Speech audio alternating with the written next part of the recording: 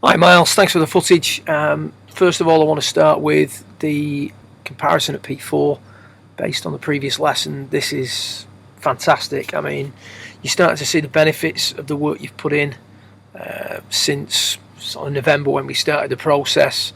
Everything you're seeing on the right now is much better.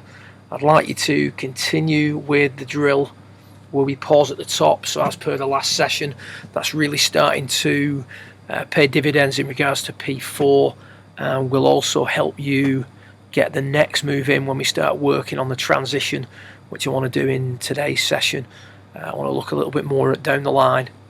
I want to tidy up the through swing a little bit, but predominantly I want to work on your transition, and I want to continue to improve the P4 that we're looking at on the right hand side. Having said that, the change is, I think, fantastic.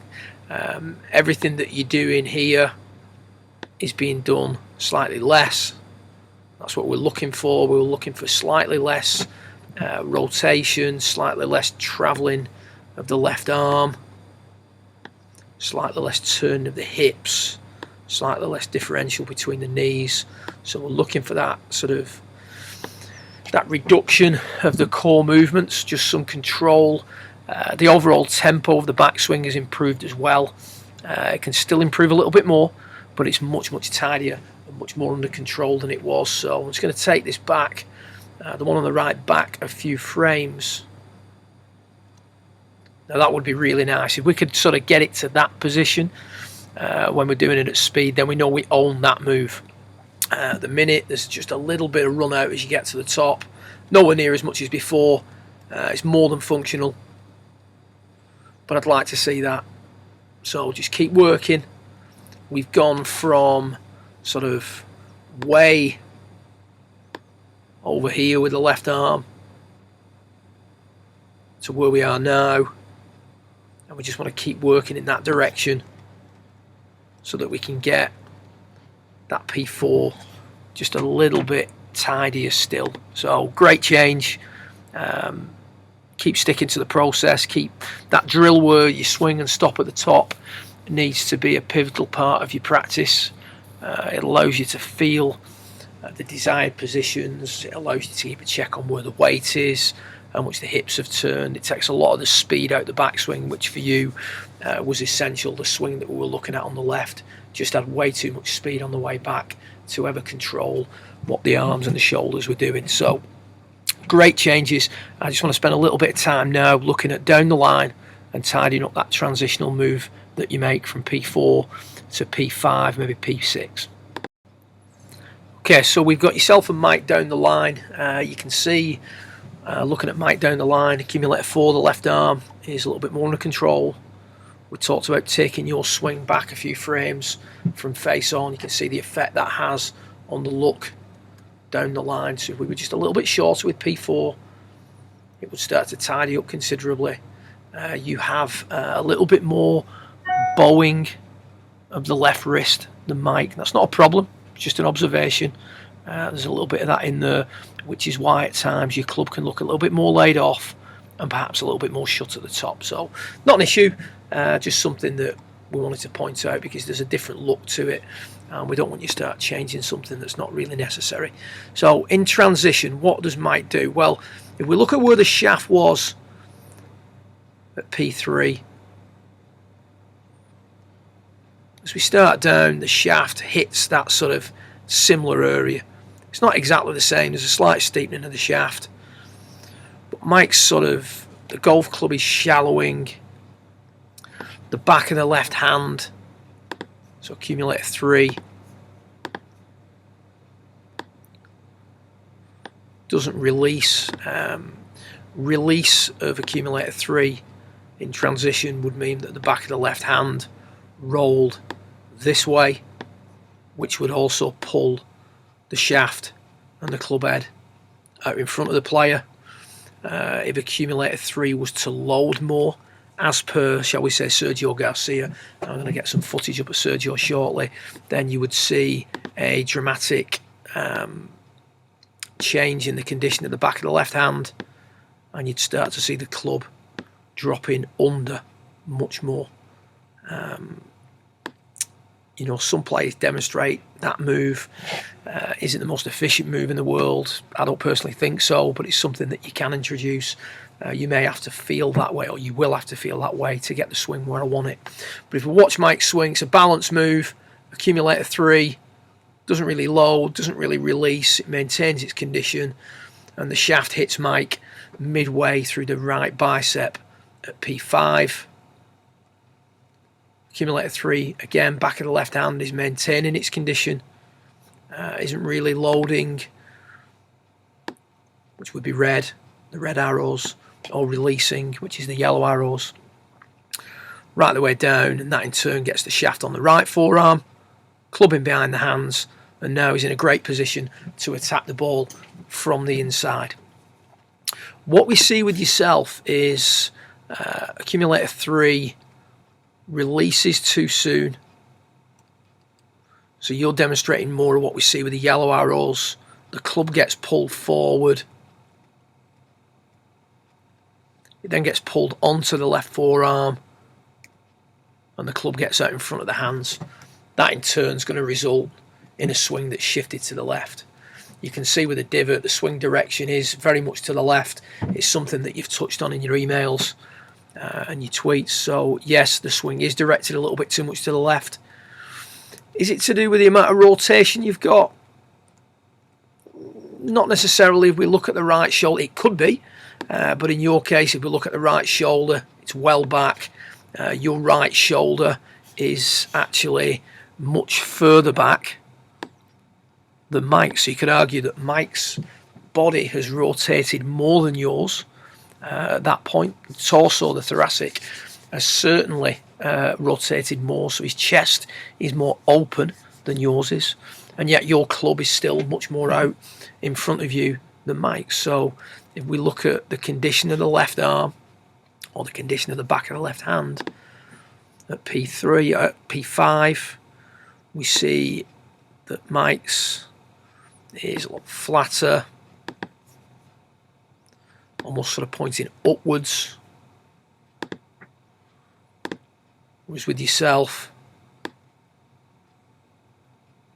it's steeper and pointing out in front of you more. So there's more releasing of accumulator 3, which is pulling this club out in front of you and shifting the swing to the left. If accumulator 3 was more like we see with Mike's, the shaft would be down lower, and then as that move continues,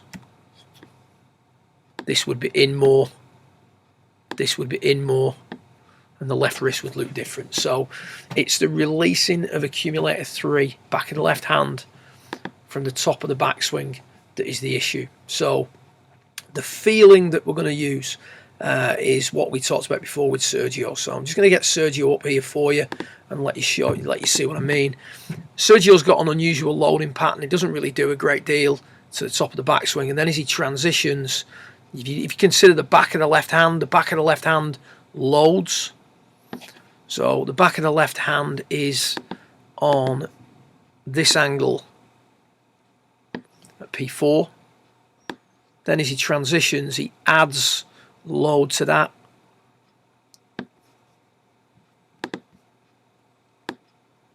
And as a result, the club tumbles under, so he has that sort of flayed look. He does some things later in the swing to counteract an excessive loading of accumulator 3. I don't really want to go into that with you because it's not really relevant.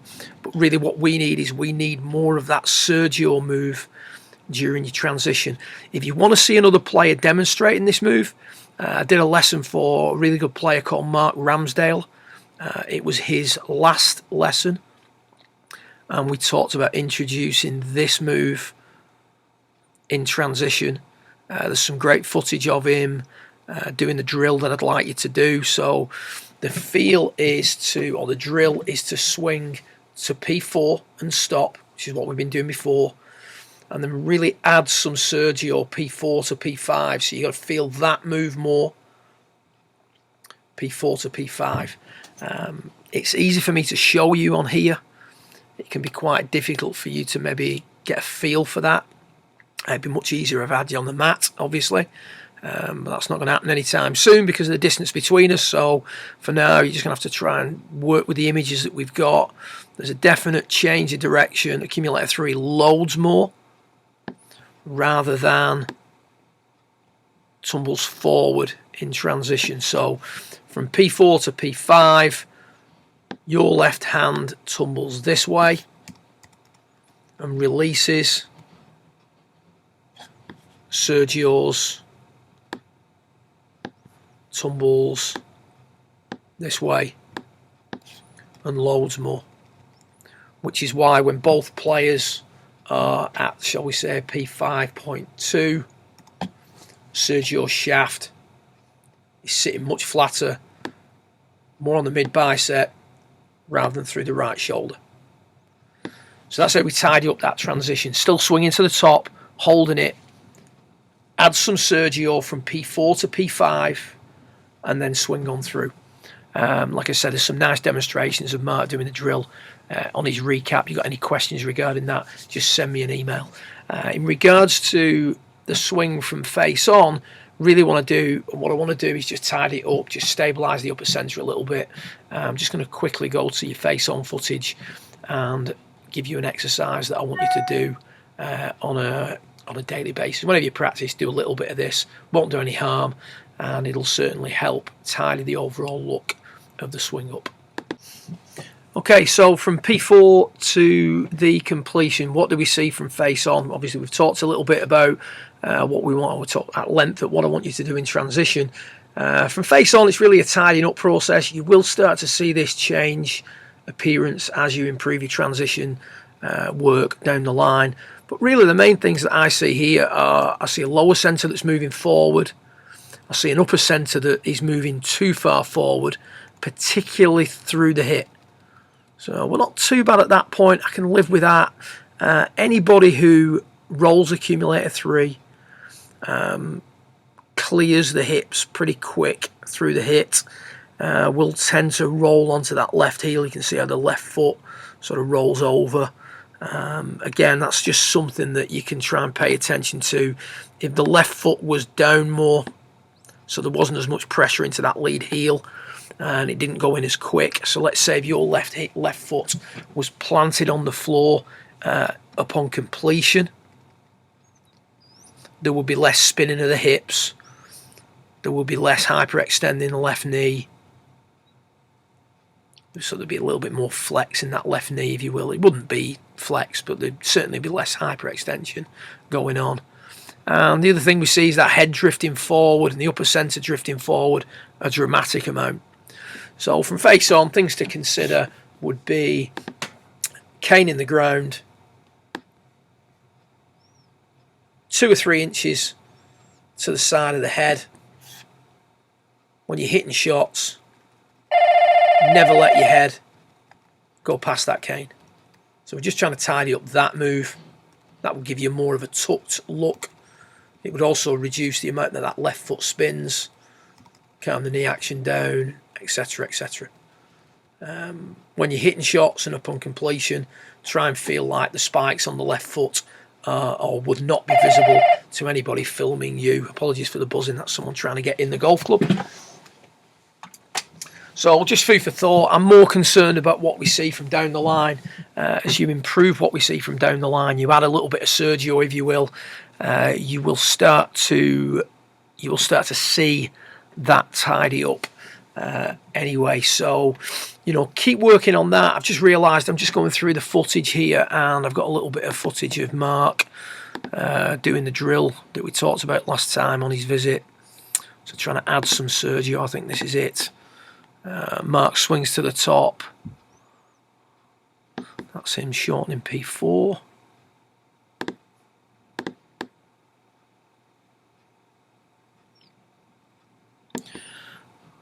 Pretty sure I've got the footage here.